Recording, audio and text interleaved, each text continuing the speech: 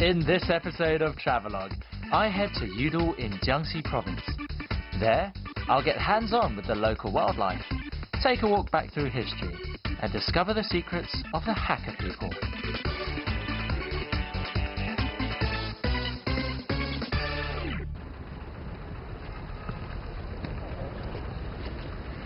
You know, there's something different about towns with rivers flowing through them. You know, for a lot of places in China, their soul is in the environment. Sometimes it's the mountains, but more often it's the water. But what about here in Yudu? Let's go find out. It took me around 3 hours to fly here from Beijing, and at first glance, Yudu looks just like any other town in Southeast Asia. So, I'm heading up into the mountains to see the lay of the land and hopefully find out what makes this place tick. My first stop, Mount Pingshan, a mecca for those locals who like to work for a good view.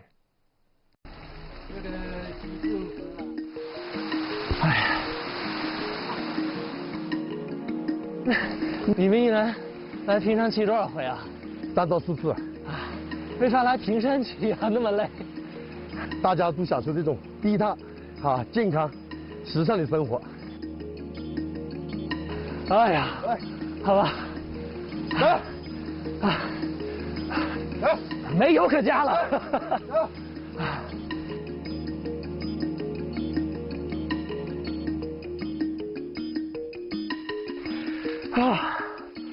Well, it really is beautiful, hey?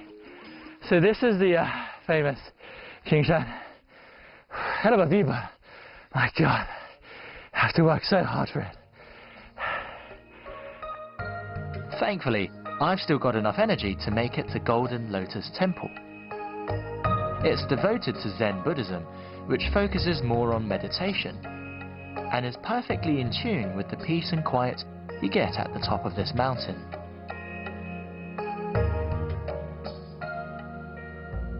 这个寺院原来叫仙水庵，后来盖到这里的话，就是因为这个地方大家感觉人杰地灵，另外的话，山下也一直有个传说，说这个云端上有一座寺庙金光闪闪，经常有这个仙乐佛乐鸣出来，因此呢，后来在88年，他们当地很多信徒自发组织。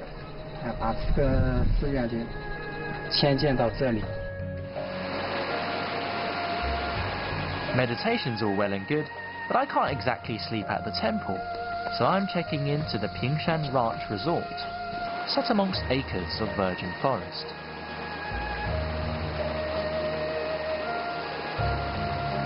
The place offers cabins with all the mod cons, which puts you in the difficult position of having to choose between meditating and watching the telly.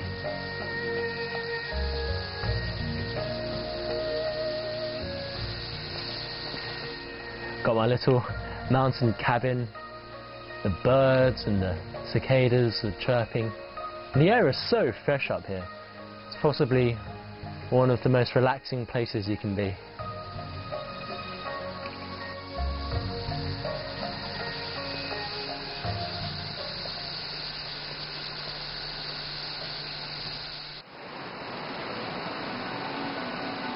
Walk around the resort and you'll find that the essence of Yudu is not just in its mountains, but also in its water sources. They nurture this lush environment and in turn the dairy cows that graze on Pingshan's plateaus.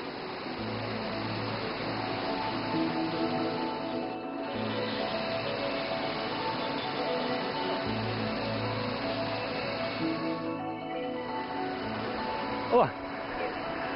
Whoops, kind of forgot we're in the subtropics here.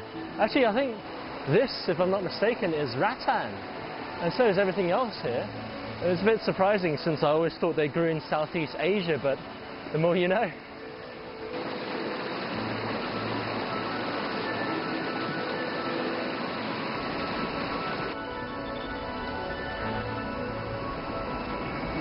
Wow.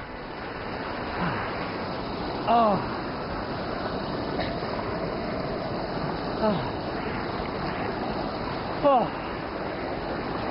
Oh, that's so good. The water here is so cool and refreshing, and it's so clear as well. You can tell it's absolutely clean. And no wonder they built the dairy ranch up on this mountain. It's got such an incredibly lush environment.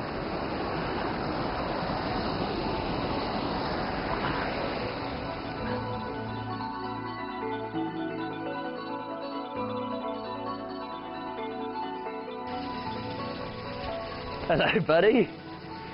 Have some of this? Yes. Fresh grass. Fresh grass. There you go. You can have it later. Well, I was going to say, it's the first time for me coming to a dairy farm. And these cows get milked about twice a day, so we actually had to come here quite early in the morning to see the entire milking process.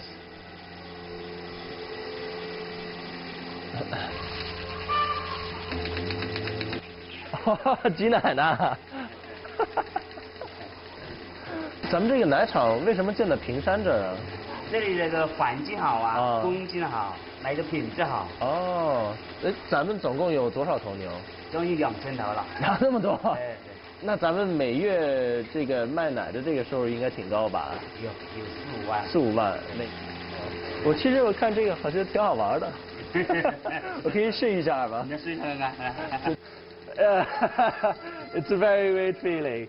It's like pulling on a really soft thumb and then getting stuff to squirt out of it. I don't care to elaborate on that feeling, but if the delicious yogurt drink also produced here is anything to go by, then I'm in for a treat.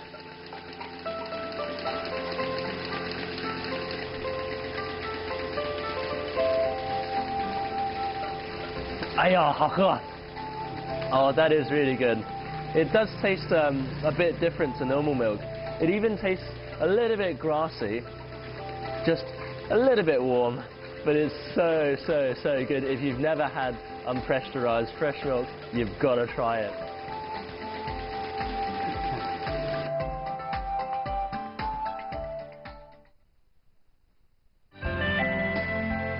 Coming up next, I learn about Yudu's incredible role in one of the most pivotal moments in recent Chinese history, and meet the people whose lives it affected.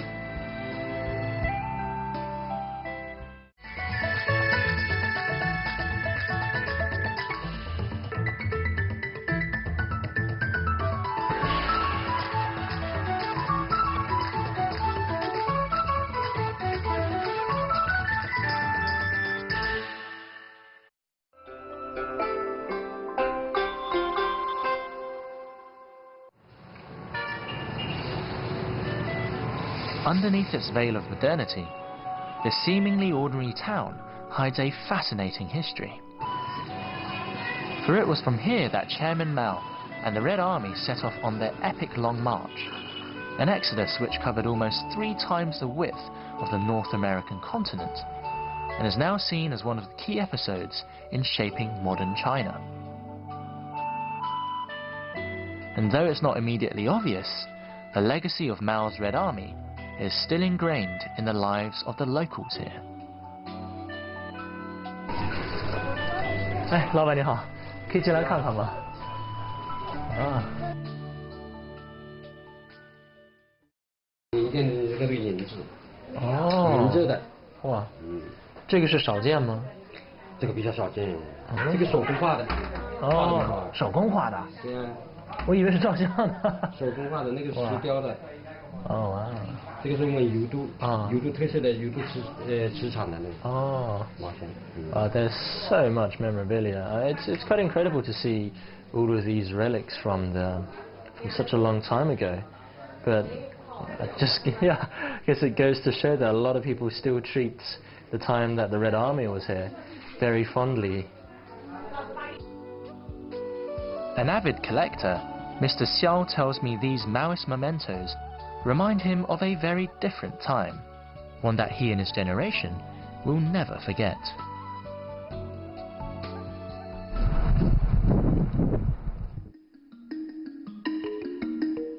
Out in the countryside, it seems that some people still haven't moved on.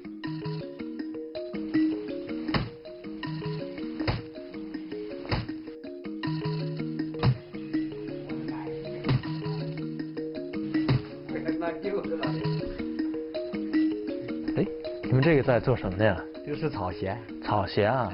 哦，就用这个把这编成鞋是吗？陶造编制成一双鞋。这个。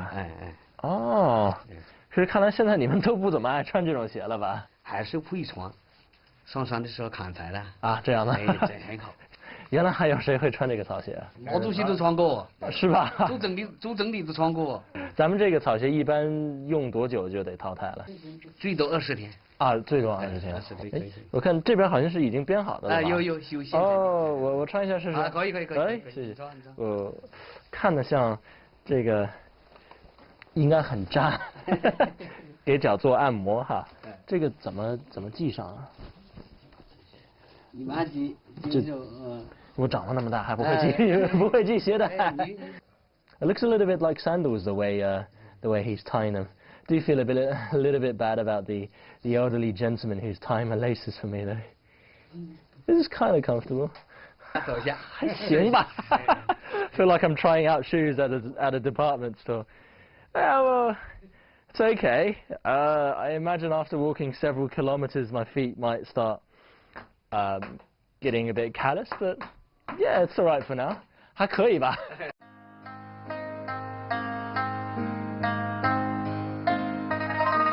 The long march took the Red Army a year to complete, winding its way through the country's interior and then north across treacherous mountains.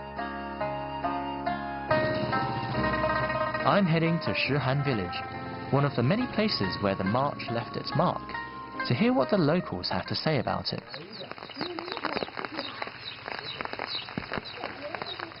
Even after all these decades, love for the Red Army is still really strong, and in fact, this gentleman here, Mr. Xie, is the second generation of gravekeepers, and today we're going to bring some offerings to one of the army commanders from the old Red Army.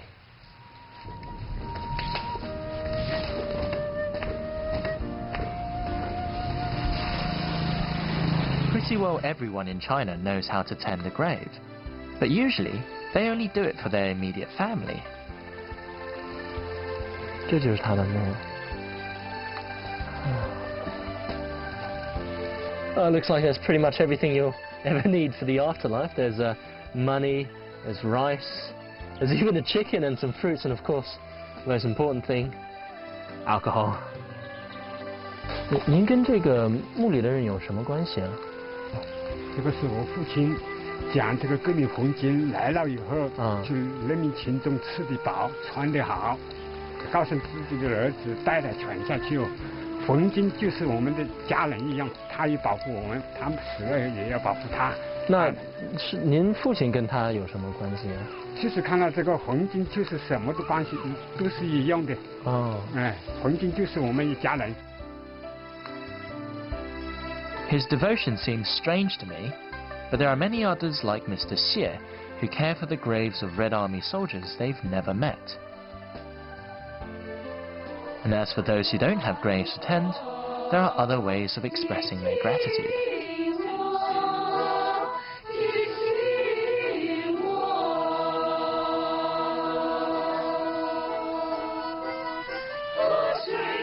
You'll often find amateur singing troops practicing in parks throughout China, but this group seems a little different.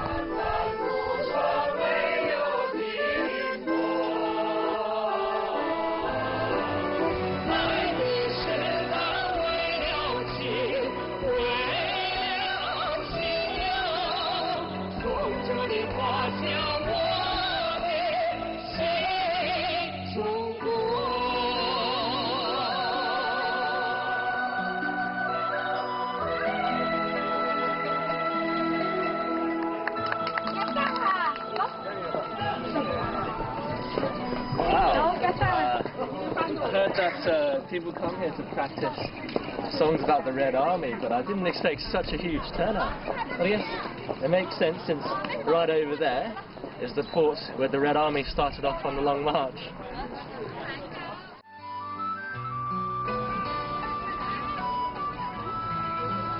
So this is where it all began, all those many decades ago. It was from here that the Red Army set off on their long march of some 12,500 kilometers with 86,000 troops.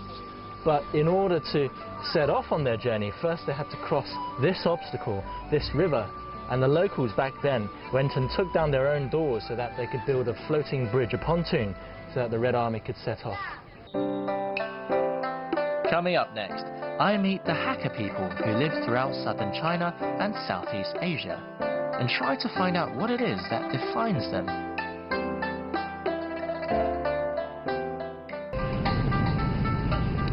Now this feels more like southern China. I've arrived at Shangbao village, home to a large community of Hakka people and the ancestral halls of the Zhong clan.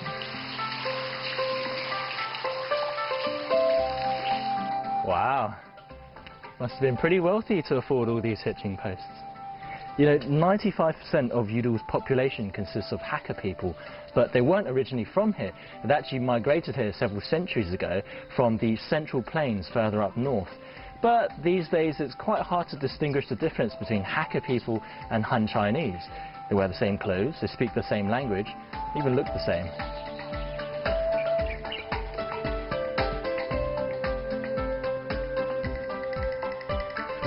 I reckon the best way to understand Hakka people is to come visit their ancestral temple, because here these rows upon rows of plaques bearing their ancestors' names get respected and worshipped, because although the Hakka people have made this place their home, they'll never forget where they came from and who their ancestors were.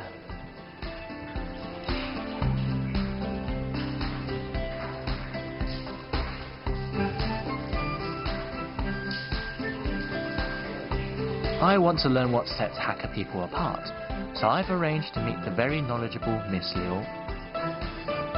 哇，看来这个祠堂有很悠久的历史了。对啊，这个祠堂已经有800多年历史了。哦。然后我们这个祠堂呢是有18个祠堂组成的，是一个祠堂群。在全国来说也是比较少见的。现在保存的比较完整的就是13个。他当时为什么建了那么多祠堂啊？对啊，因为我们这里宗室家族当时是人丁比较兴旺的，所以在当地呢就成片的建了很多的祠堂，形成了一个群。对。这也算保护的不错的一个祠堂吧。对。哎，这个应该有活动吗？他们为什么穿得那么亮？我们在祠堂里准备跳征兆舞。征兆舞。对啊。征兆舞是我们民间最民间舞蹈，就是用征兆来跳的。各级看一下。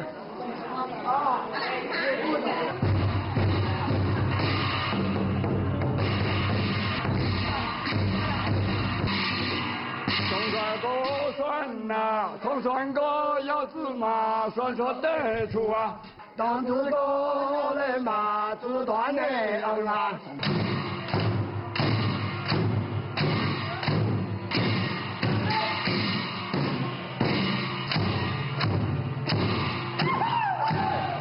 这看着挺好玩，这我能去跳吗？可以啊。咱们老百姓可以参加。对啊，我们这个舞蹈都是在祠堂里跳，然后跳的气氛很好，我们的特色都会一起。哦，好，那咱们一个去跳一下。I think we know what I have to do。哎，我可以用一下您这个。哎，好，我试试可以。真的啊。这个很练腿啊。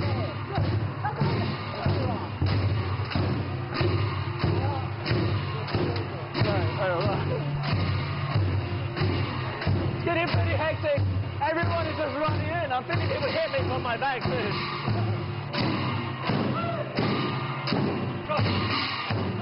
I'm told this dance is often performed for major events like weddings. Held in the ancestral hall, it's supposed to bring good luck to the family.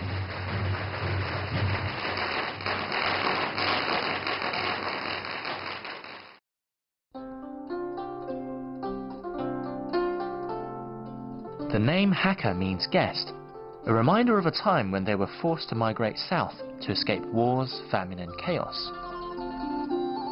It's because of this displacement that Hakka people hold so much respect for their ancestors and are such sticklers for tradition, bringing old customs to their new homes.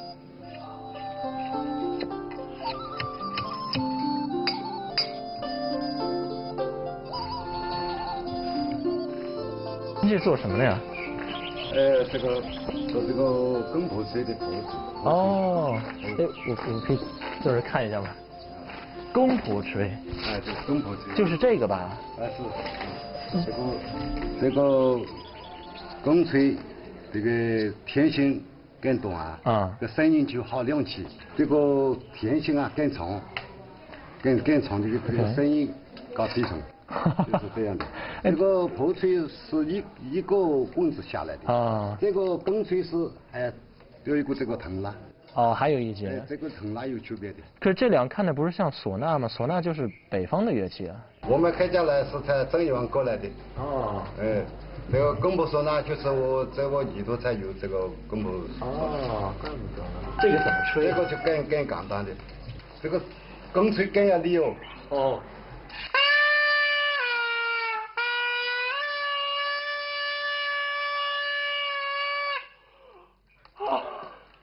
I can't breathe.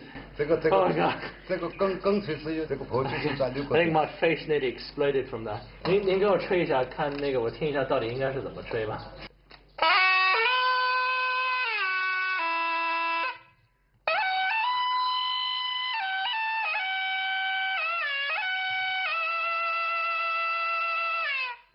那这个公婆吹一般是什么情况下会吹这个？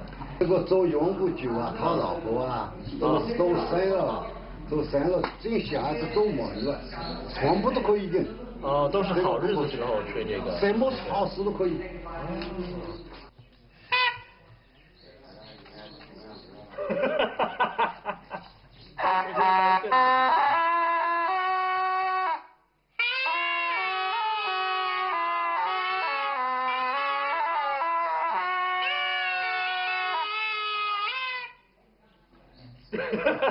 不太像，我还是看您做吧。我觉得我这一辈子应该吹不了这个公吹的，这个之后就消失了。The sauna is often played at weddings, just like this one. Obviously, I didn't make the band, so I've decided to crash the party. And my god, is this an elaborate affair. An entire procession of gift bearers have to walk all the way to the bride's house to pick her up, which can sometimes take days if she lives far away.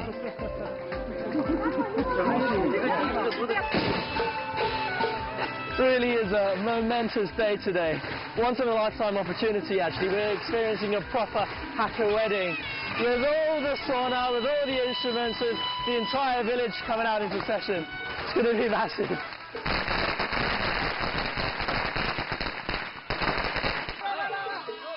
We're at the bride's house, but her family won't give her away without a fight. And we all know the best way to a lady's heart. Your hard-earned cash. Of course, this is all fun and games, and once the dowry's been brought in, the bride can finally come out.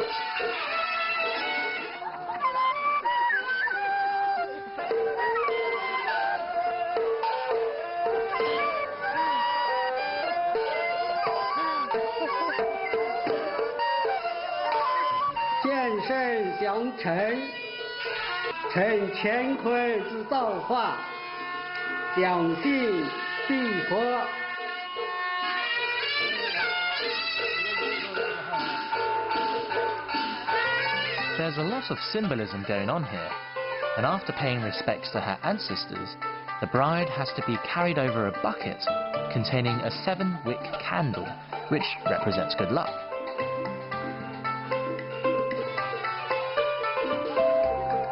Then it's into the litter she goes, to be carried off to the groom's ancestral hall, while the rest of us have to walk. Totally not bitter.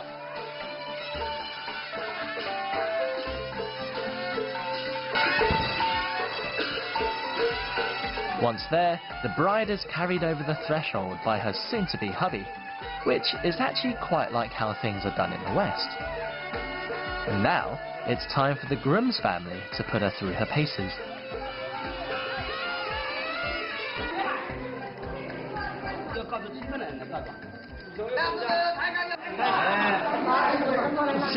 新娘为什么要坐这里呢？好像在拔了她。我们当地有个习俗叫做货子，做货子什么意思呢？就是把新娘带进入他们家的时候，我们先放在锅子上热过，然后把它醒热起来以后，再把它端家以后，就是因为这个的话，我们就是家庭主妇啊。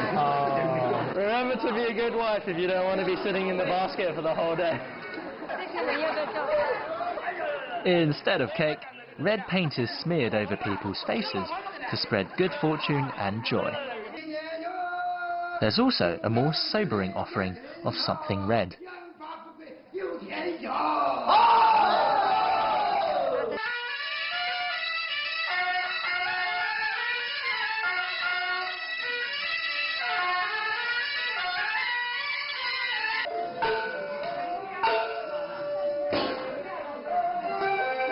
Finally, the bride is accepted into the family.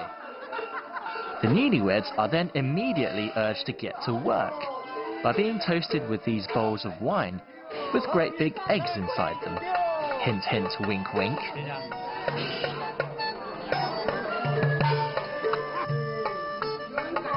All that's left is to tell the ancestors about the new addition to the family. But the dead can't see or hear, so you have to get in touch through a different method. Fire. To the Chinese, it's like FedEx. You use it to send stuff to the dead.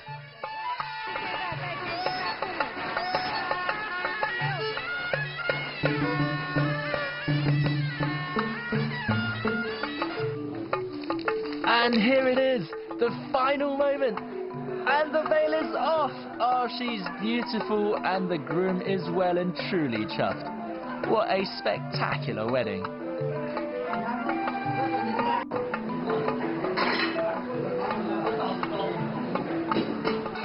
And of course, no wedding is complete without a big feast for a lot of hungry, happy people.